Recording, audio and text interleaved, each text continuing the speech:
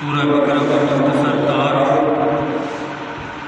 آپ کی گوش گزار کرنا چاہوں گا۔ جس طرح میں نے ذکر کیا کہ یہ قرآن پاک کی طویل ترین صورت ہے جس کے 40 رکوع اور 286 آیات ہیں، اور حضرت عبداللہ ابن عباس رضی اللہ تعالیٰ عنہ کے فرمان کے مطابق نبی کریم علیہ السلام جب مکہ مکرمہ سے ہجرت کر کے مدینہ منورہ تشریف فرما ہوئے تو اس وقت سب سے پہلے نازل ہونے والی سورت یہی سورہ بقرہ تھی۔ تو اس لیے اس سورت کو مدنی سورت قرار دیا جاتا ہے، کیونکہ یہ مدینہ منورہ میں نازل ہوئی اور سوا چند ایک آیات کی باقی ساری آیات بینات مکہ مکرمہ میں نازل ہوئی۔ اس وجہ سے اس سورہ کو سورہ بقرہ کہا گیا اور مدنی صورت ہے۔ باقی اس صورت کو مدنی بقرہ کیوں کہا جاتا ہے، اس کی وجہ کیا ہے، وجہ تسمیہ۔ تو اسی صورت کے رکوع نمبر 8 اور 9 میں آیات نمبر 67 سے لے کر 73 تک مختلف مقامات پر بنی اسرائیل کی ایک گائے کا تذکرہ ہے۔ تو اس واقعے کی طرف نسبت کرتے ہوئے، کیونکہ اس میں بار بار بقرہ کا لفظ آیا، تو اسی کی طرف نسبت کرتے ہوئے پوری سورہ کا نام بقرہ رکھ دیا گیا۔ اسے پڑھے لکھے محاورے میں تسمیۃ الکل باسم الجز کے تحت اس کا نام سورہ بقرہ رکھا گیا، یعنی یہ چونکہ قرآن پاک کی ان آیات کا حصہ ہے، اس کا جز ہے، تو پورے کل کو جز کا نام دے دیا گیا۔ جس طرح ہم لوگ نماز پڑھتے ہیں اس کو عربی میں دعا کہتے ہیں، عربی میں صلاۃ کہتے ہیں، نماز کو عربی میں صلاۃ کہا جاتا ہے، اور صلاۃ کا معنی دعا ہے۔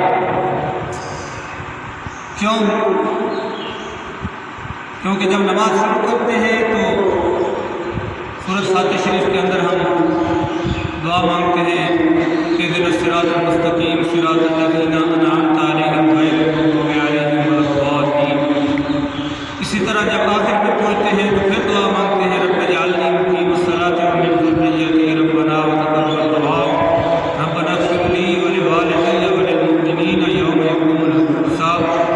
ابتدائی نماز کی ابتدا میں بھی سورۃ فاتحہ کے اندر بھی دعا ہے اور آخر میں بھی دعا ہے۔ تو چونکہ نماز کا ایک حصہ دعا پر مشتمل ہے اور دعا کو عربی میں صلاۃ کہتے ہیں، اس وجہ سے پوری نماز کو صلاۃ کا نام دے دیا گیا۔ عربی زبان میں اسے صلاۃ کہتے ہیں کیونکہ پوری نماز کا دعا اور صلاۃ حصہ ہے۔ تو تسمیۃ الکل باسم الجز کے تحت جس طرح وہاں نماز کو صلاۃ کہہ دیا گیا، یہاں بھی اس سورہ بقرہ کو بقرہ کا نام اسی وجہ سے دیا گیا کہ اس کے 8ویں اور 9ویں رکوع کی آیت نمبر 67 سے لے کر 73 تک مختلف مقامات پر لفظ بقرہ آیا، جس کو ہماری اردو زبان میں گائے کہتے ہیں، گائے کو عربی زبان میں بقرہ کہا جاتا ہے۔ تو اس وجہ سے اس سورت کا نام سورۃ البقرہ رکھ دیا گیا۔ باقی بہت بڑی فضیلتیں ہیں اس سورت کی۔ حضرت ابو سعید خدری رضی اللہ تعالیٰ عنہ سے روایت ہے کہ حضرت ابو سعید ساعدی رضی اللہ تعالیٰ عنہ سورہ بقرہ شریف کی تلاوت فرما رہے تھے۔ ان کے قریب ان کا گھوڑا بندھا ہوا تھا۔ تو جب آپ قرآن کریم کی تلاوت کرتے تو اس ذوق شوق اور پیار محبت سے تلاوت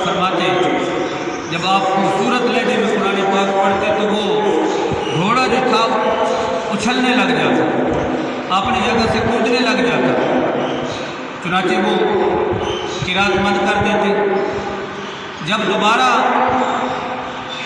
سورہ بقرہ کی تلاوت شروع فرماتے تو گھوڑا جوش میں آ جاتا اور ذوق میں آتا تو پھر ناچنے لگ جاتا، کودنے لگ جاتا، پھر وہ تلاوت بند کر دیتے، پھر وہ تلاوت شروع فرماتے۔ تو 2-3 مرتبہ ایسا ہوا کہ جب آپ تلاوت شروع کرتے تو وہ گھوڑا اچھلنے کودنے لگ جاتا۔ اس کی وجہ کیا تھی؟ تلاوت بند کیوں کرتے؟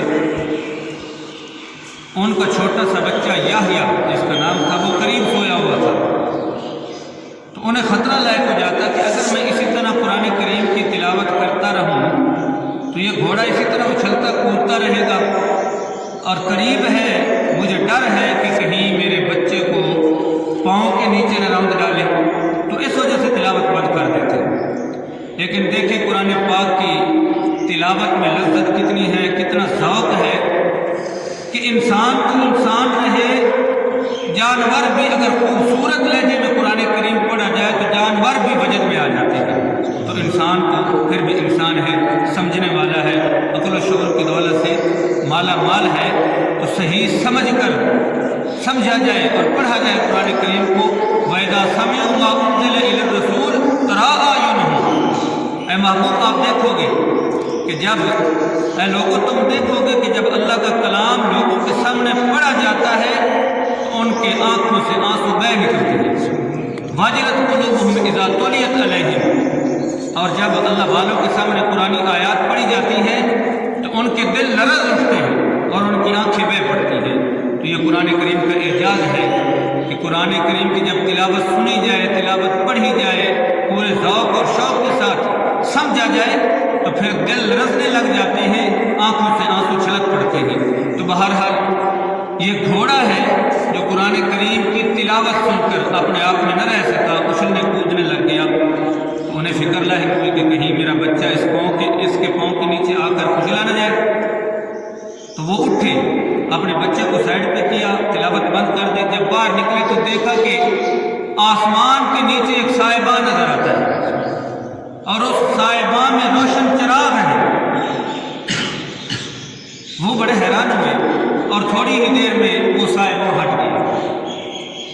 صبح سویرے یہ تہجد کا شاید واقعہ تھا جو انہوں نے اپنی نظروں سے یہ چیز دیکھی، تو صبح سویرے نبی کریم علیہ السلام کی بارگاہ میں حاضر ہوئے اور کہ یا رسول اللہ، اس طرح میں قرآن پاک کی سورہ بقرہ کی تلاوت کر رہا تھا تو یوں واقعہ پیش آیا، میں تلاوت کرتا، گھوڑا وجد میں آ جاتا، ناچنے لگ جاتا، مجھے خطرہ لاحق ہوا کہ کہیں میرے بچے کو نہ روند دے۔ سارا واقعہ حضور کی بارگاہ میں پیش کر دیا۔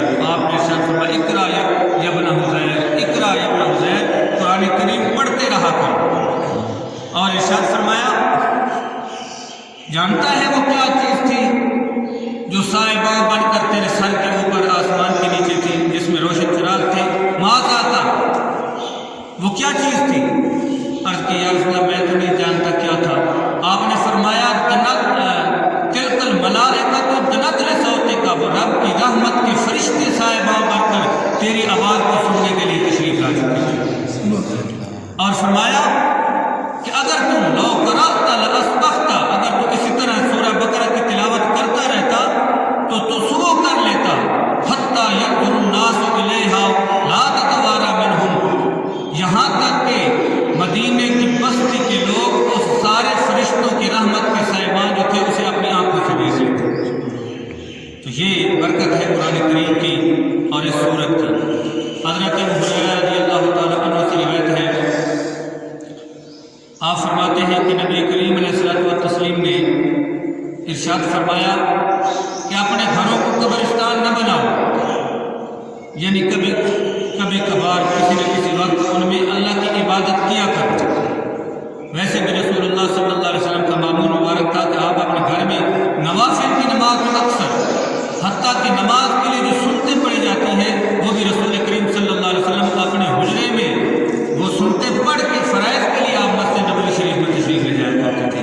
تو نبی کریم علیہ السلام نے ارشاد فرمایا کہ اپنے گھروں کو قبرستان نہ بناؤ، یعنی ان میں کچھ عبادت کر لیا کرو، اور فرمایا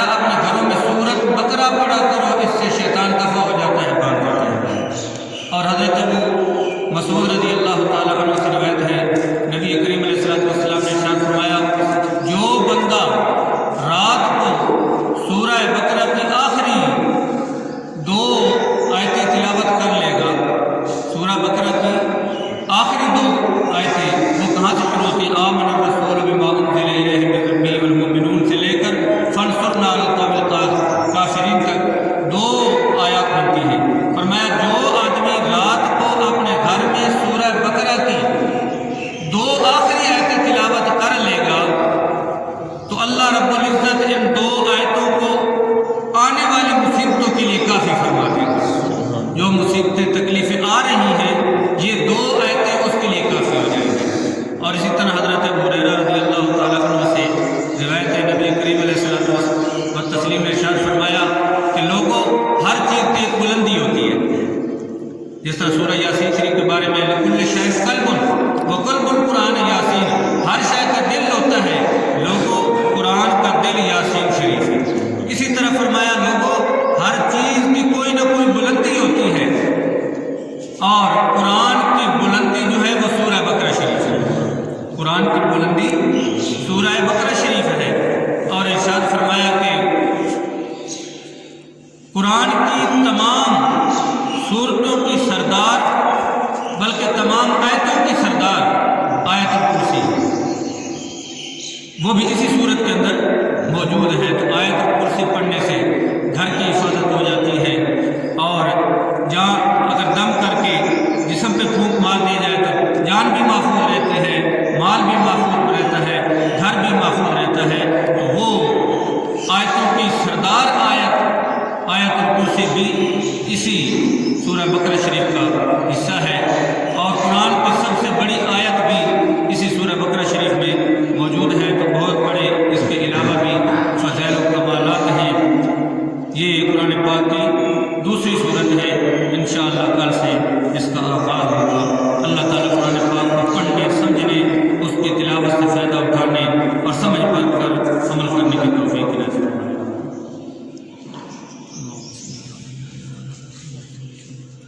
اللہ